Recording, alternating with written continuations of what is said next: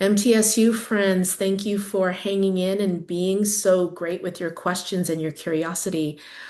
Let's take a quick look at the mobile apps for Canvas. I understand it's a little different on the D2L side, but let me tell you, the apps are really where it's at. So on the left side of your screen there, you should see what looks like an iPad screen. This is my iPad, and this is where I'm going to be showing you all the ins and outs of the app. So my presentation will be over there on the right. I'm going to show you how to access and get for yourself the Canvas specific teacher app. For reference, it's the one in purple here on the screen. The one that's marked in red is actually the student version of the app. And although you are not students, I would still recommend you get this one anyway. I will explain why you should have both. So let's get right into the app and getting started. The app is free, bonus. You can go to the Apple Play Store, that's not a thing, the Apple Store or the Google Play Store for your system of choice to download the app. Be sure to be looking for this particular symbol, and if it helps, if you want to know what the symbol is, it's actually meant to be a circle of students collaborating. So if you look for that symbol of students, you should be able to locate the Canvas, not Canva, Canvas app. Now, once you have at least the teacher app installed, and it should be purple, not yellow.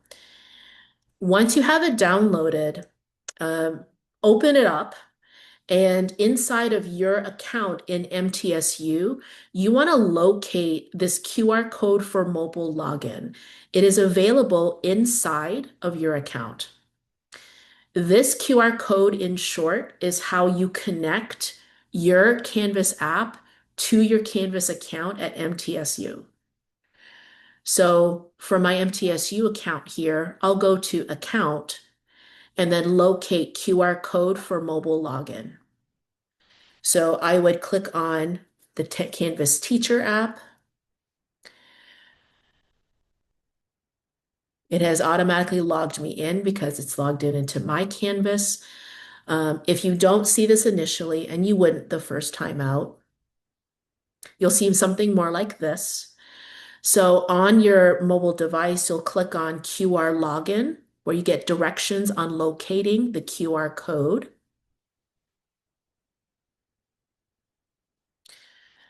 Sorry, you get a picture of my plant there. And then make sure your code displays, and then you're going to make sure to click on that link to enter MTSU. And now you have MTSU directly on your mobile device. Unless you log out, you'll always be logged in to your app. All right, so once you do get connected, you'll see a screen similar to this.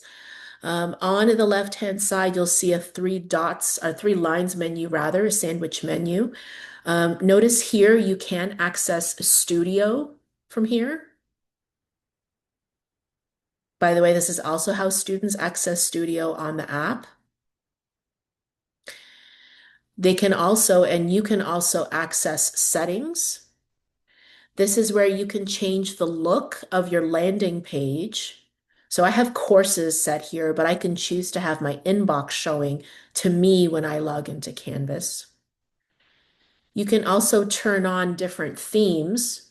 So there is a dark theme or a light theme. And here is where you can designate your notifications. Specifically, push notifications are the notifications that go to your app account. And so here you can turn those on or off here by moving on the toggles.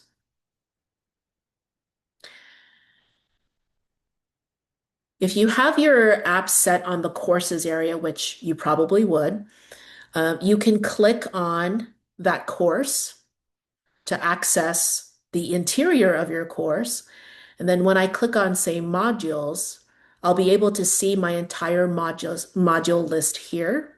And if I click on, say, this page about your instructor, the page appears off here to the right. So you can see your modules here and see that specific page, assignment, quiz, discussion over here on the right. Now over here as well, you see an all courses list. If you click on that, you can choose to make certain courses appear or disappear from your app. Don't worry, you can bring those back. You can go back to all courses and click back on the star there. And there is a 3 dots for each card here too. So if you click carefully on the 3 dots, you can modify the color overlay. I can change the nickname from here. And over here across the top, at least on the app, on my Apple device to be sure, you can access your calendar. So can students. And I see a lot, various dots for different dates. So that indicates different events for each of my classes here. And I can click on, say, this calculus problem set to see information about the assignment. One has been graded. I can see details about the assignment here too. And clicking on the all submissions allows me to start to grade if I happen to have items that need to be graded. So you could even be on the app and go into your calendar and start grading from here. You also see your to-do list. And if you wanted to grade from here, you could. You just click on the link and you can go straight to the SpeedGrader application there. And then right here, you can access your inbox. I can click on the name of the thread and even reply to specific messages from here. I would just type using that keyboard there. I can even upload photos, videos, etc. that are saved on my mobile device.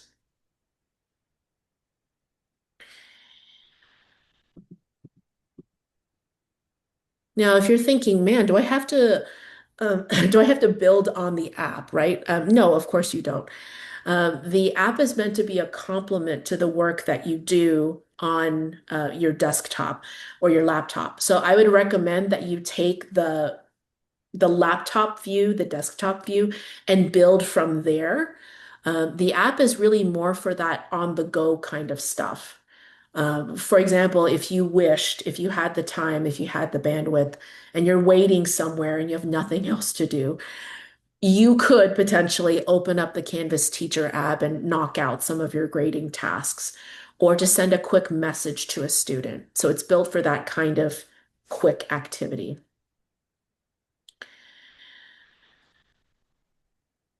All right, well, let's dig into a class. We'll come back here. So as I've mentioned, your name of your course is here. All of your course navigation areas are here. I know they look open to you here, but again, on the student side, it's not like that at all.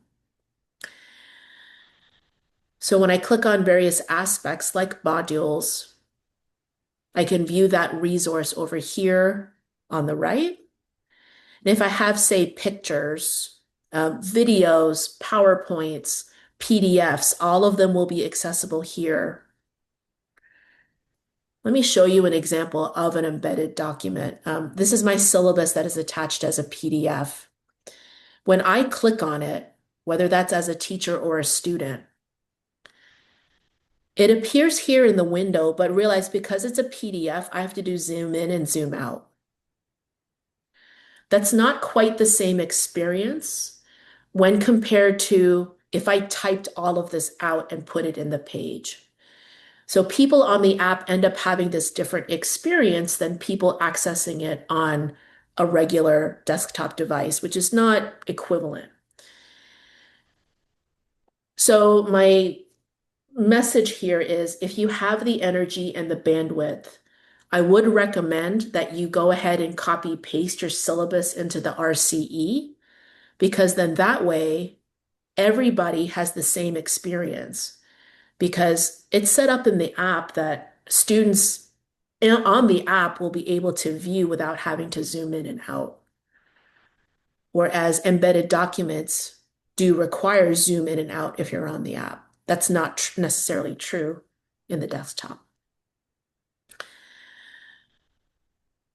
So let's take a look at how various items look. Here is a discussion board. Notice it does pull up a kind of a web browser version of the discussion, but everything here can be accessed if you just click on it. So I'll click carefully on the three dots to show you the menu. So I could edit the discussion details from here if I had to, because it's all the same options as you saw this morning when accessing from the web.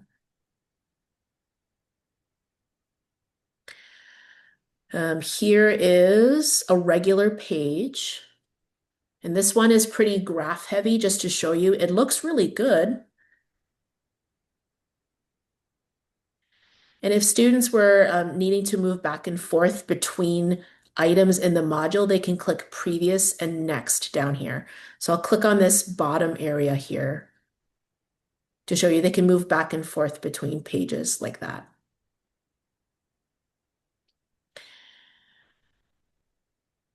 For things like assignments, here's how that's going to look to you. And I do have one assignment that needs grading. So let's say I'm standing in the grocery line and I want to knock this out. So I click on all. I see that Bruce submitted, but it needs to be graded. So I click on Bruce. And here I see the problem set he submitted. Pull this down here to give you more room. Because he submitted a file, you can make use of these annotation tools. So I'll choose the highlight tool and just show you. I can just move across it with my finger. I can also do circles. I can do strike through.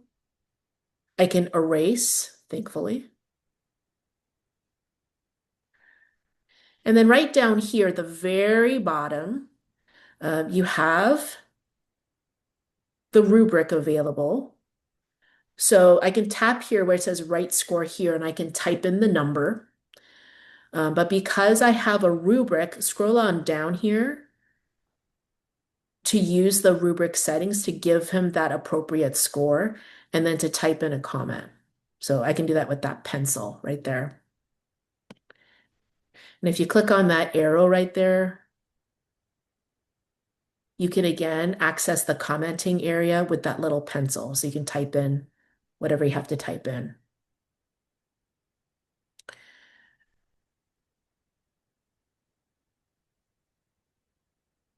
And then there's that score unregistered there. He got 9 out of 10.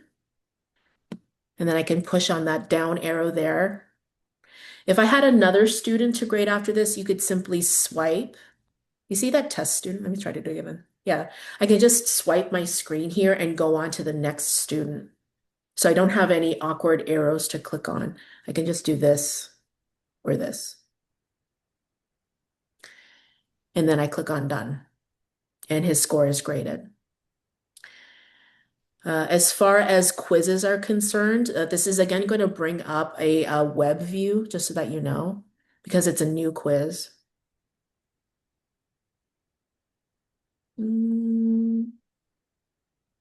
So then I click on here, and you can see all of the students' quiz responses here if he had some.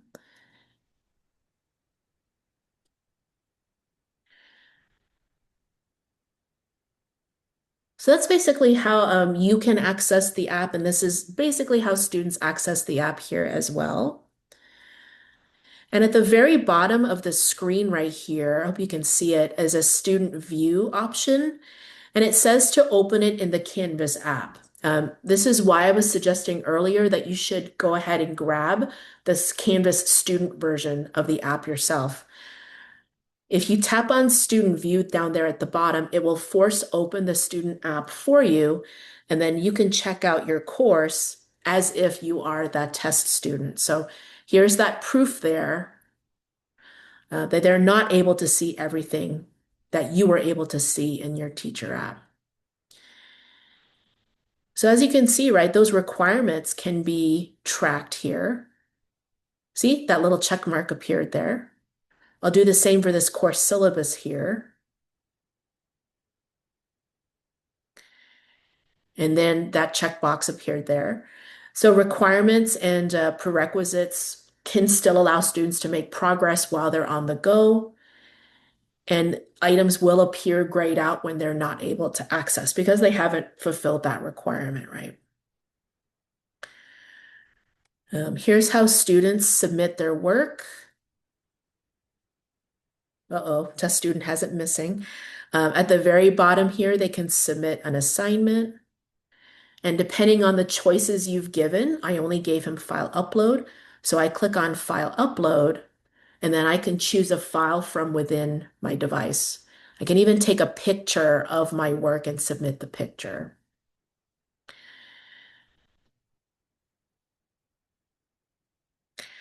As for discussions,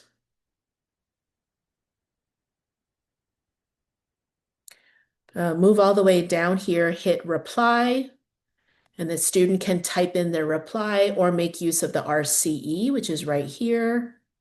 So they could access Studio from here. Yep, they sure could. And then they hit reply to save.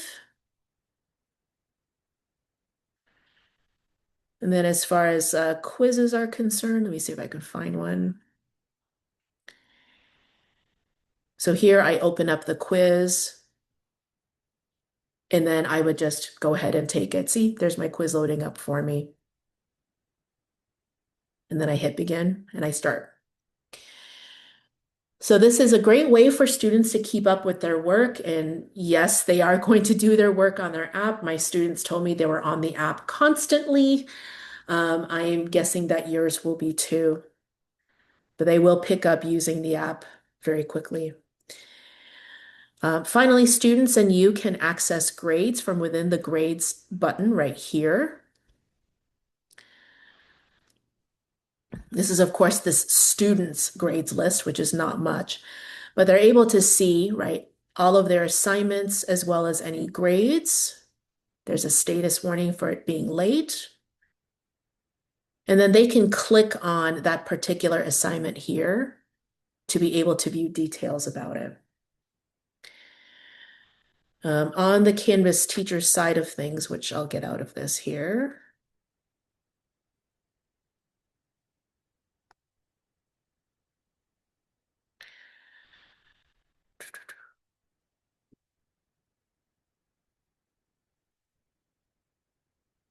Ah, there we go. If I, oh, that's right, you can access it from assignments. You could go to assignments and access all grades here. When you open up in SpeedGrader, you'll be able to see a list of all the grades here. Let me see if I can make that pop up here. Yeah, you'll see a full list of all the students here as well as a list of their grades along the side there. So that is admittedly a very rapid tour of the mobile app. Let's see. Text reading. On my version, pages of text read fine, but on student version, it's small. So you mean in the student app, the same page appears small. I don't know if that's something or a setting that can be turned on to fix that. I think we'd have to take a look at your page perhaps to see what's the matter. I don't think it's anything you're doing, Dr. Haynes. But did you enter the text for that page in the rich content editor, or did you do, say, an embedded file? Because that will make a difference. I believe it was the rich content editor. I created a page and then just typed in there Okay, so it the looks something like module. this, right?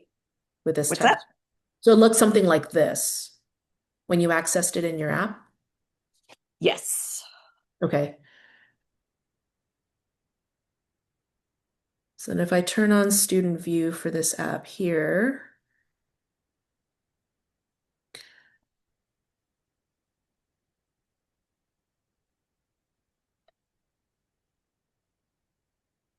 okay, if you did use the RCE, it should appear like this. I think we'd have to look at your page to make sure what's happening. Gotcha. I don't think it's anything you're doing. You just have to take a look at it.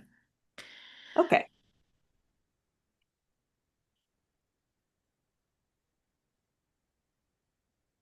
All right. Any other questions about the app?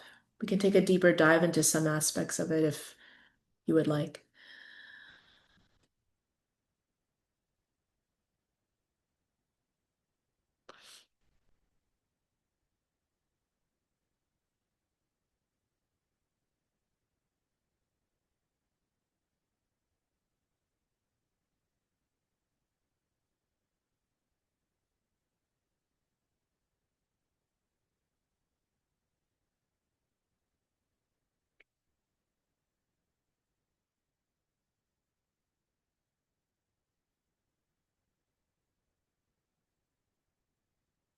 All right, friends, any questions from our in-person crowd?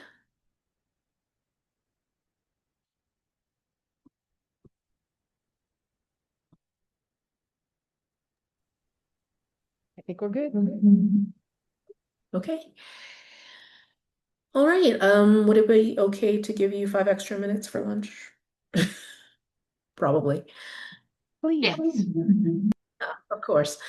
All right. So we move some screens around and let's take a look at our badge. Um, please go and have a great lunch. Rest your eyes from staring at your computers for most of the morning. And I'll see you in an hour. Take care.